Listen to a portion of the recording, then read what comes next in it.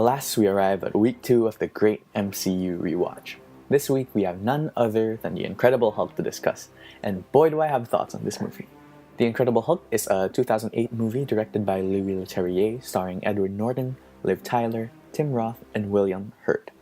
It tells the story of a man named Bruce Banner searching for a way to rid himself of gamma radiation that causes him to become the Hulk, a monster driven by anger and rage. As he attempts to find said cure, the military, led by General Ross, attempt to capture him.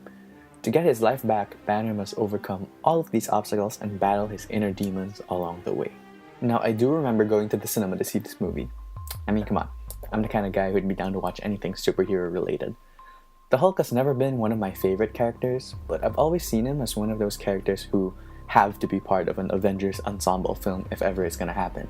And little did 2008 me know that it would one day happen. We'll get to that eventually.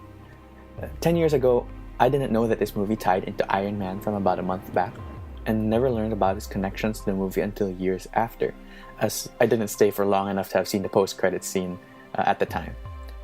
I'm not sure if knowing about the MCU connections would have affected my viewing experience, but hey, who knows. The thing is that despite me remembering being in the cinema for this movie, I actually remember very little from it. At the time, it was just so forgettable to me. There was very little impact the movie made on my tiny child mind. And so going into the 2018 MCU rewatch, this was the movie I was least excited to be seeing again. Don't get me wrong, this is not by any means a bad film in my eyes. None of the MCU movies are bad in my opinion. However, I've said it once and I'll say it again, this movie is pretty damn forgettable. That is the biggest issue I have with it. There's very little that sticks with you, the impact the movie has on its characters and the world around it is extremely minimal, and there's not a lot you can take away from having seen it. Compare this, for example, to Iron Man. This movie doesn't have anything like the incredible talent of Robert Downey Jr. on display in front of the camera. Edward Norton isn't bad in the role, he actually portrays a kinda interesting Bruce Banner, and I'm really curious as to how things would have turned out had he ended up staying in the role throughout the lifespan of the MCU.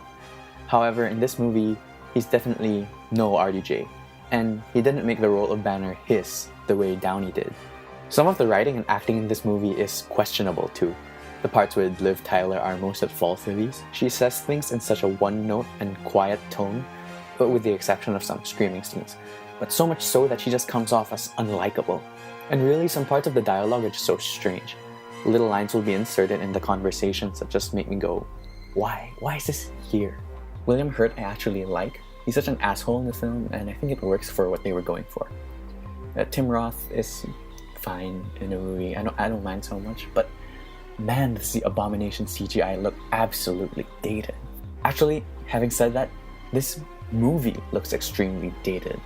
You can tell this was a movie of 10 years ago, which, again, if you compare to Iron Man, says a lot about the gap in quality between these two films. The CGI looks pretty tragic, and really, a lot of it doesn't work anymore. I've been letting this movie have it with the negatives. But again, that doesn't mean I don't like the movie, though it might make it seem that way. Yeah, that's not the case at all. There is stuff to enjoy in this movie, for sure. Like I mentioned, Edward Norton's Banner is pretty interesting. He establishes the parameters as to why we have to be afraid of the Hulk and all. I think Norton's a very good actor, and you can kinda see that here. But this is not his best work for sure, I mean, not by a mile. But he definitely puts in a shift. The battle at the university was pretty good. When the Hulk is unleashed in this movie, it's pretty awesome just to see his raw power on display. I think it's something the movie did pretty well. I also do appreciate the lack of an origin story, as all of that is run through in the first few minutes of the film.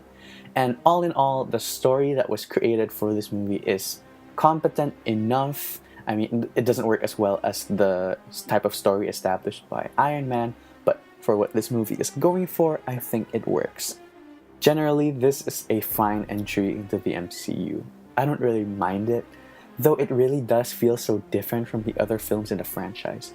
It's the movie I was least excited to be rewatching on the road to Infinity War, and I think if ever I decide to rewatch the franchise again, this might still be at the bottom of my list. But again, and I feel the need to say this again, I do enjoy watching the film. There are positives to it, and for the most part, it's very competent, and it's for that reason that I give the film a 6 out of 10. So yeah, now that my least anticipated movie in the franchise is out of the way, I'm super pumped for the next few weeks. I'm having fun with this series so far, and I can't wait to continue onwards. Next week, the first sequel in the MCU.